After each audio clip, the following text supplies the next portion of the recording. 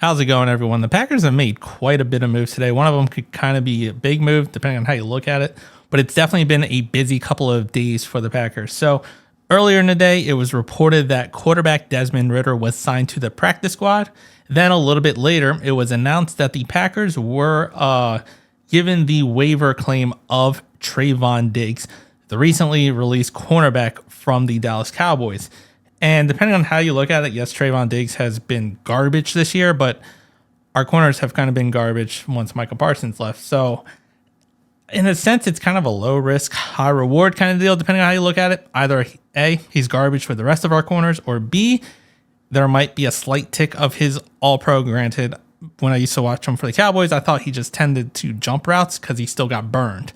But maybe Jeff Hafley can unlock a little bit of something for Trevon Diggs in the limited time span that we'll have him.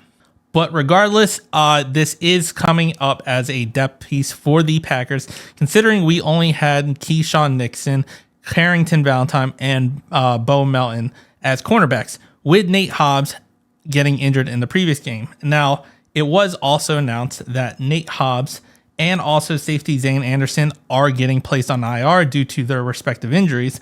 So Nate Hobbs, with him gone, we only had 3 active cornerbacks on the roster. So we definitely needed some kind of help, even if it's bottom of the barrel help. But it's week 18 of the regular season. There's really not much out there.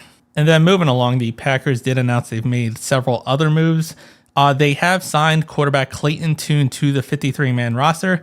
It's kind of theorized, considering as of today, Jordan Love is still in concussion protocol, and with Malik Willis dealing with his shoulder injury, that Clayton Tune could potentially be the starter, and with recently signed Desmond Ridder to the practice squad, could be elevated to the 53-man roster from the practice squad and kind of help have 2 quarterbacks for the game against the Vikings. So we'll see it as it goes on later in the week, but that's kind of the theory at this current point, especially with the injuries with Jordan Love and Malik Willis.